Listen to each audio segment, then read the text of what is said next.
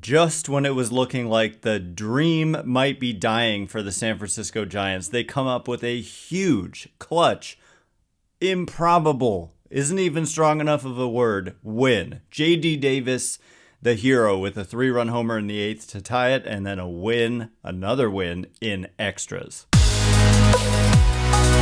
You are Locked On Giants, your daily San Francisco Giants podcast. Part of the Locked On Podcast Network, your team every day.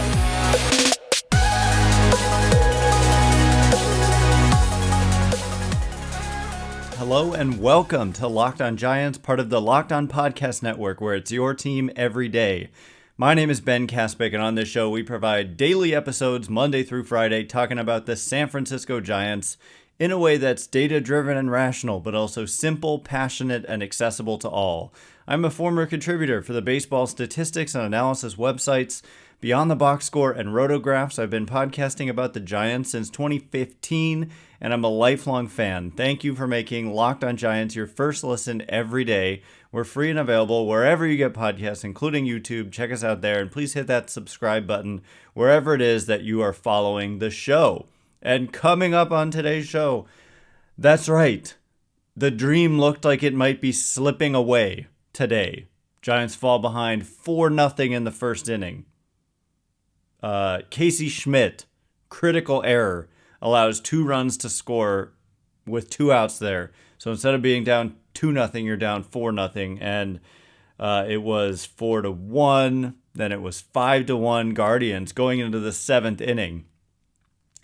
And in the bottom of the 8th, Giants are down by 3. I mean, what are the odds of this? What are the odds of the Giants coming back to win a game like this? Well, I can tell you exactly. Well, maybe not exactly, but roughly, according to historical data about when you're behind by these kinds of scores. I don't know if it factors in the team that you're playing and the team that you are, but let's just say, according to Baseball Savant, when Mike Yastrzemski grounded into a double play, kind of had to jog down the line because of that hamstring. The Guardians' win probability was 96% per Baseball Savant. So the Giants had a 4% chance of winning this game. And if the Giants don't win this game, they're very much in danger of falling 2.5 back in the playoff race with 16 to play. And that's, it's not over at that point, but it would be a depressing show today. But instead, we have the opposite. We have the Giants overcoming roughly 4% odds to win this game and just coming up clutch in a huge situation. J.D. Davis, the skip down the line, I don't know if you saw it. If you didn't see it, I highly encourage you to watch the replay of the J.D. Davis home run. It was one of those, will it go, will it not go? And he kind of did the Sammy Sosa skip all the way down the line, and it just cleared the wall over the leap of Stephen Kwan and tied the game at 5. And then it's not like it was easy after that. You had some dicey kind of, this game went to extra innings. That's always stressful. 5-5. Guardians get a runner on second. Nobody out. But Camilo Doval, I wrote on Twitter, Camilo, my hero. And he is just an unbelievable performance. And he actually closed out the 9th after Tyler Rogers let a couple of runners on base. And we're actually going to discuss later the decision to go to Rogers and not Doval in the 9th inning of a tie game at home. That is usually where you use your closer, but I think it was by design that they didn't. And I think it ended up paying dividends, as did so many different kind of moves and performances in this game. I'm not here to tell you Gabe Kapler won the game. I'm here to tell you that this was a team win, from the players to the coaches to Gabe Kapler, just the anatomy of a comeback win when they absolutely needed it. First of all, the D-backs haven't started their game yet. And so I believe, they have. It's the first inning.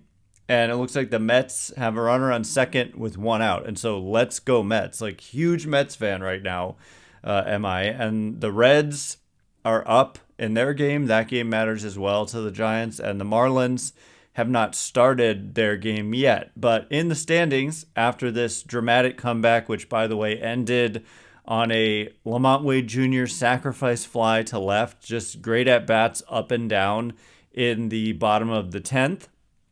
J.D. Davis again, like he clearly has gotten back on track at the plate a little bit, and maybe more than a little bit. I'm just trying to not set expectations too high.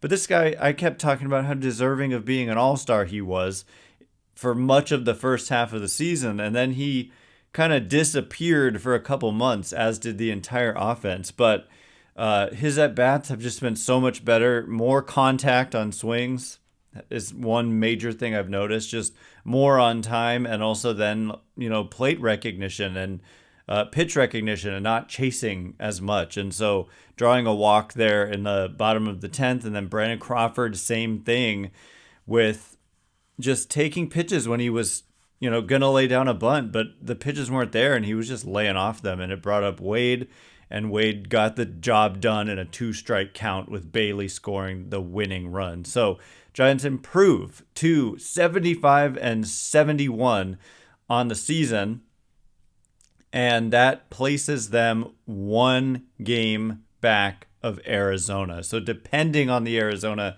outcome, and again, that game in the first inning, if the D-backs lose, Giants will be half a game out of a playoff spot with 16 to go. If the D-backs win, Giants will remain 1.5 back, but at worst 1.5 back with 16 to go. Obviously, you'd much prefer to be half a game back, but we shall see. So that's a game I'm going to be watching after recording this podcast. And the Reds and the Giants currently have the exact same record at 75-71. Marlins are a half game back of the Giants and the Reds. So this thing is tight, and every single game matters. And this game was so huge. And for the Giants to pull it off and get the win it was just the biggest win of the year. And so coming up in just a minute, I want to get into the anatomy of this win. Like, so many key pinch hit performances, pitching performances, certain clutch hits with 2 outs, just so many different things went into this. This was the definition of a team win.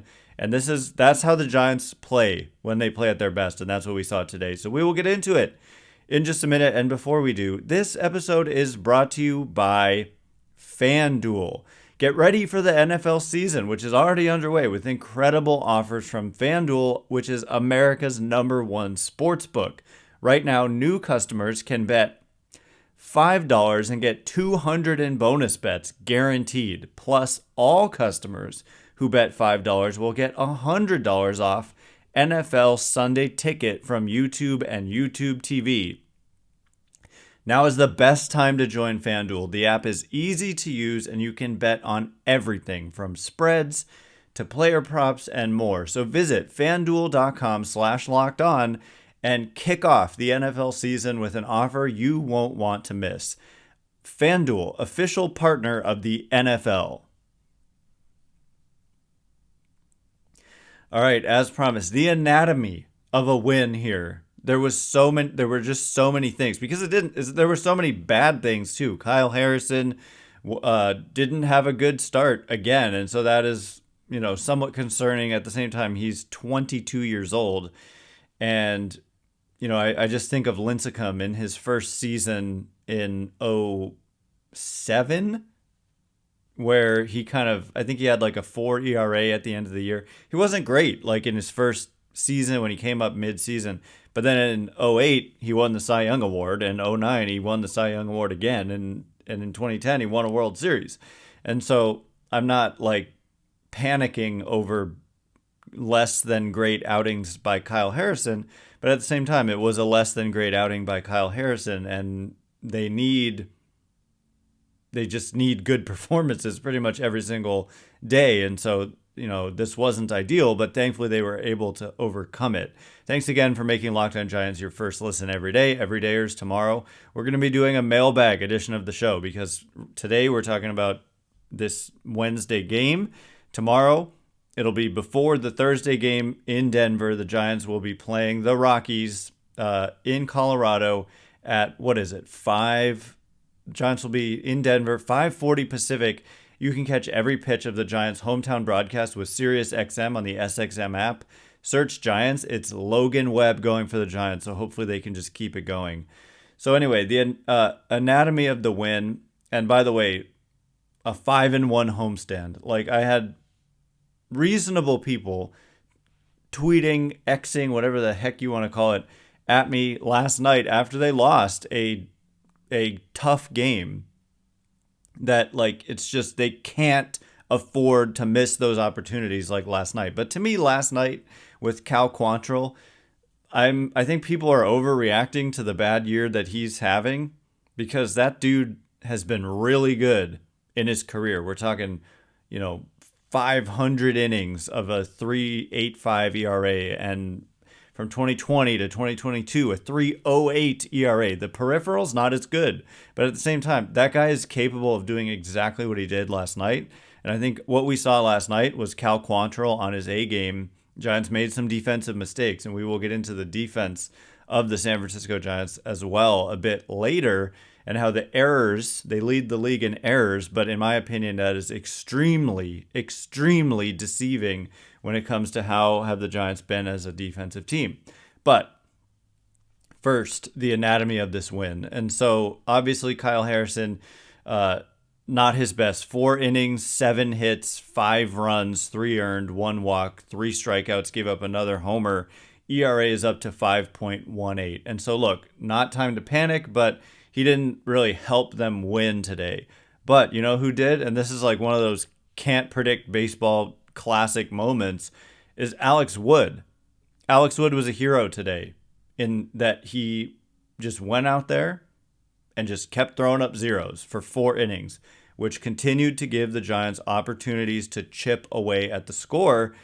And they did, getting 1 in the 7th and then 3 in the 8th. I believe, Wood pitched into the 8th. And so the Giants, getting that run in the 7th and then setting up where you're only down 3 still in the 8th, that was all Alex Wood coming in relief of Kyle Harrison. So thank you, Alex Wood. He was a hero today. And then how about, for me, this is so interesting, the decision to go to Tyler Rogers. I feel like this is going to go under the radar. Normally, teams use their closers in a tie game at home in the 9th inning, because there's not going to be a save situation. If you ever take the lead from that point on, the game is over and you won. And so that's why normally you see the closer, but they use Tyler Rogers. And to me, the thinking was, we really believe in Tyler Rogers, first and foremost, to get through an inning, the 9th inning in a tie game. And then who would you rather have in the 10th? That's the question, is if this game does go to the 10th, you want someone who can strike people out. Tyler Rogers, no offense, but he's kind of the last guy I would want on the mound in some ways in an extra inning situation. Not the last guy, but I would be nervous more so than with Doval if Doval is showing that he's sharp, which he did. And so it turned out that Rogers got the first 2 outs of the 9th, but gave up a couple hits. And so Doval inherited a 2nd and 3rd coming in the top of the 9th with Josh Naylor, who's just super dangerous. And I honestly was thinking maybe you intentionally walk him, perhaps. But walking the bases loaded on purpose with a guy in Doval who's not like the best with command, it just sets up so many things, like a hit by pitch, a walk, and it's a run. And so they went after Naylor. I think it's a tough call, but they go after Naylor, and Doval got him out, which is a good signal that he was on. And then sure enough, this game did go extra innings, because you're never likely to score a run in any given inning when there's nobody on base to start the inning. You're kind of facing an uphill battle to score. I don't remember what part of the order was coming up, but the Giants didn't score in the bottom of the 9th. They had a chance. I think they had a runner on second, with 1 out or something. But anyway, the game goes to the 10th, and that's who I want on the mound is Doval. And so I believe this was totally an intentional kind of pre-planned thinking here.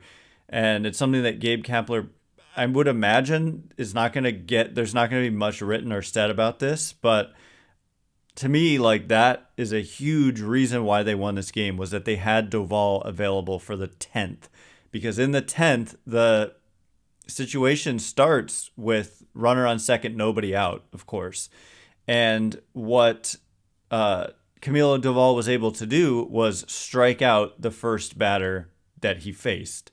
And that is so enormous in that situation. He struck out Ramon Laureano, 100-mile-an-hour paint on the outside corner at the knees.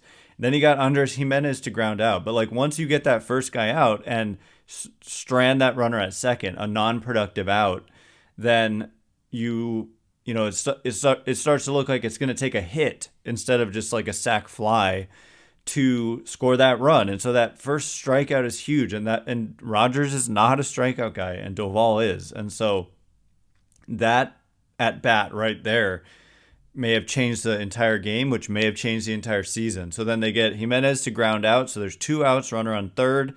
And then Jock Peterson has come in the game as a pinch hitter. And so he's out in the field. And I've kind of joked about this a lot recently, how you just really don't want him out there, but they've had to have him out there at times, more so in the last couple months than in the first part of the season, because Wilmer Flores got so hot. So he became a guy who's in the lineup every day, which kind of meant Jock in the outfield sometimes. And there was a liner to left, and it made me quite nervous, but it was thankfully somewhat right at Peterson, and he was able to make the catch. And so Doval getting through the top of the 10th, allowing 0 runs, was just absolutely huge. And it's so much less pressure on you as a team when you go to that bottom of the 10th. You've got that free runner on second yourself, and all you need is the 1 run to win. And they ultimately did. And so there was much more also as well. Like, so many pinch hitting decisions were made. Wilmer Flores was super clutch. I thought that there was a Luis Matos single in the first inning that was huge, in that there were 2 outs. I think there was a runner on second. And this is the second time he's done this, with a 2-out knock that has driven in a run that's just kind of given a little bit of quote-unquote momentum to the Giants, down 4-0 in the first, just to get 1 on the board. Felt like it made a huge difference. Now, the Guardians answered with 1 of their own in the top of the second, so that took that right away. But still, in the moment, that was huge of Matos. And then Wilmer Flores also had a huge 2-out hit to drive in a run in the 7th. So, pinch hitting galore. LaMonte Wade Jr. was a pinch hitter himself, and he went 2 for 2 with a sacrifice walk-off sacrifice fly. So the anatomy of this win was just that so many different moves were made and contributed to the victory. So coming up in just a minute, though, the defense. It's been a topic of conversation because I believe they yesterday matched their season total in errors from last year.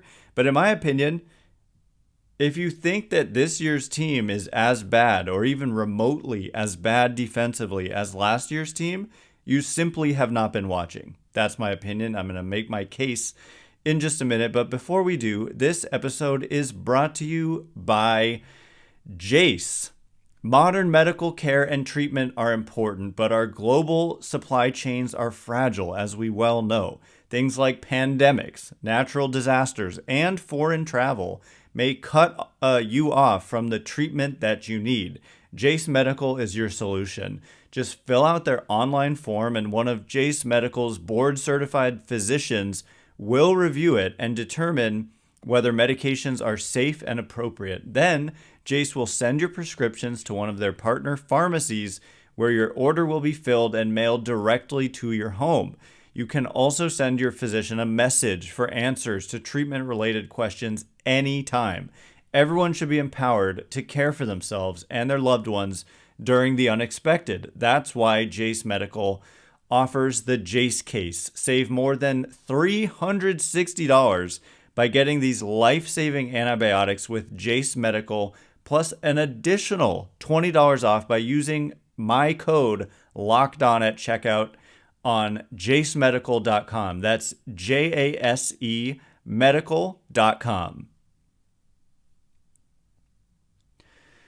All right, here we go. We're going to talk some defense, and it came into play. It's funny. I was like, before the game started this morning, I'm going on and on about how the defense has been much better than people say and that errors are irrelevant. I'm going like, I'm arguing with people on X/Twitter. And then, of course, in the first inning, there was a critical error by Casey Schmidt on, he's supposed to be so good defensively, and he makes just a back-breaking error there. Turned out they were able to overcome it. But anyway, it's an interesting conversation. So thanks again for making Locked On Giants your first listen every day, everydayers. Tomorrow, mailbag edition of the show. Hopefully also getting into maybe the Giants being a half game out of first. We'll check on the Arizona score later as well. Giants play the Rockies tomorrow at 5:40 Pacific, and you can catch every pitch of the Giants' hometown broadcast with SiriusXM on the SXM app. Search Giants. So, the errors, the question of errors, one of the kind of just showstoppers, mic droppers, whatever you want to call it, for me was when I looked up, okay, because if you make an argument to me, I'll try to back it up with logic and reason. And so I wanted to look like, what is the error situation with the Giants? And in fact, they do lead the major league in errors. But if you have followed this show at all throughout the years, you've probably heard me say at one time or another, or about 100 times, that errors are just a really, really, really bad way to evaluate defense, which is not that I am not saying that errors don't matter. Of course they matter. It's just that with advanced metrics, and they're not even that advanced, they're just like advanced beyond the horribly inept tools like errors that we've used for hundreds of years. So, outs above average, for example, like if you make an error, that gets factored in.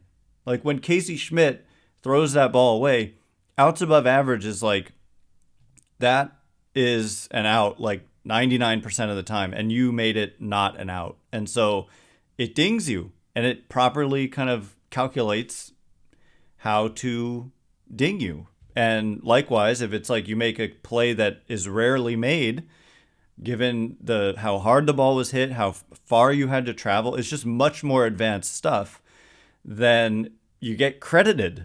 And so with errors, you don't get any of that. And Jeff from my buddy Jeff, you all probably know him from Twitter, pointed out to me that Nick Castellanos, who's just notoriously very bad defensively, has no errors this year. And I looked it up, and sure enough, he doesn't. And he also has no error. He had no errors last year. And it'd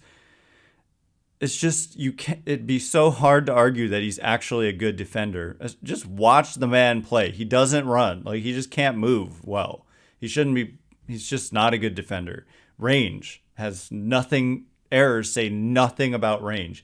And then what I was saying was that, like, the showstopper to point out is that Patrick Bailey has the second most errors on the Giants. He has 10% of the Giants' errors on the season. And so Bailey has 10 errors. Nick Castellanos has 0.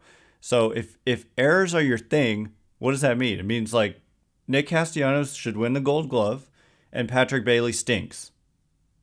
But in fact, in reality, and it doesn't take advanced computers or whatever to like figure this out. If you watch a lot of baseball, you watch Nick Castellanos and you watch what Patrick Bailey has done, you could clearly see that Patrick Bailey, I mean, there's a case to be made that he's like the best defensive player in baseball. And yet he's made 10% of the Giants' errors despite not coming up until a month and a half into the season.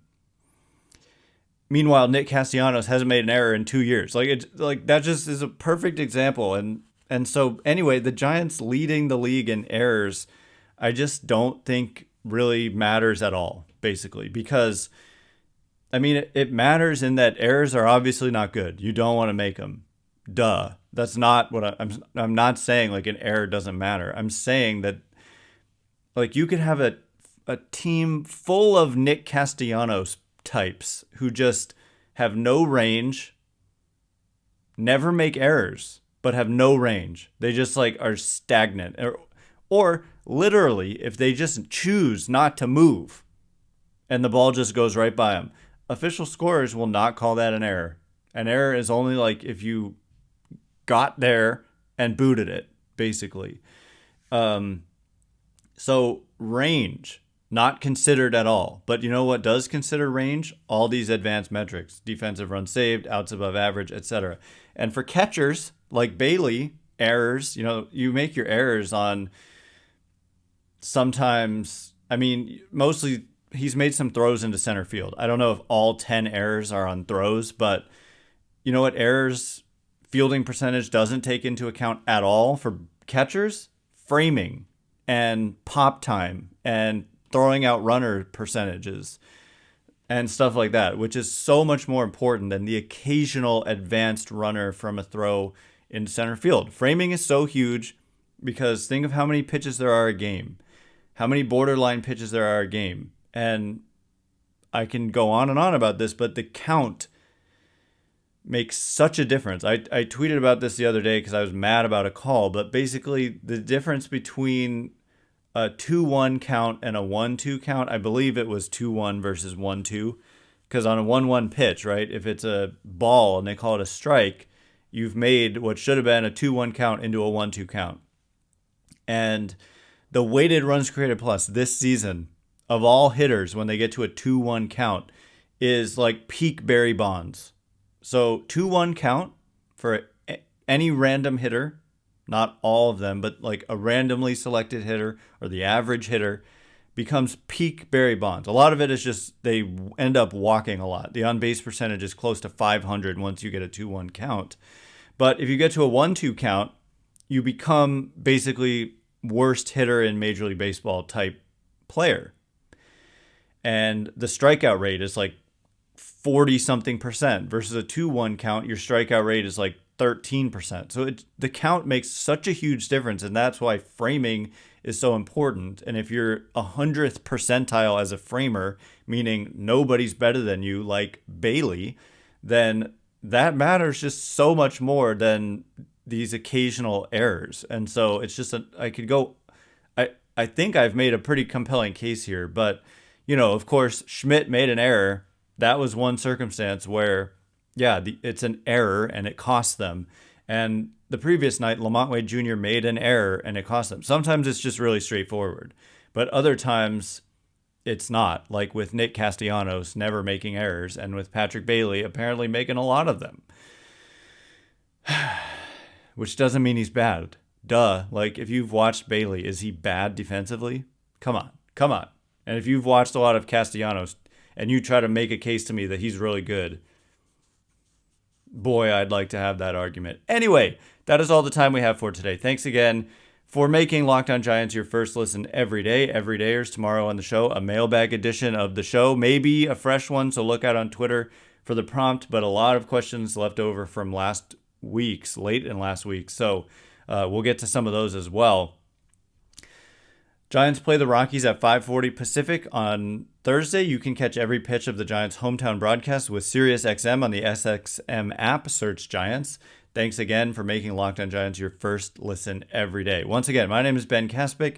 Check me out on Twitter or X at Ben Kaspick, Kaspick. If you like this show, please consider rating it or leaving a review. It helps me out a ton, so thank you in advance, and thank you sincerely to those of you who have done so already. I can't wait to be with you again tomorrow. We'll have updates on the standings as the D-backs are in play. Marlins are going to be playing. Reds are playing. So all of that coming up tomorrow. Can't wait. So thanks again for listening. You are now Locked On Giants.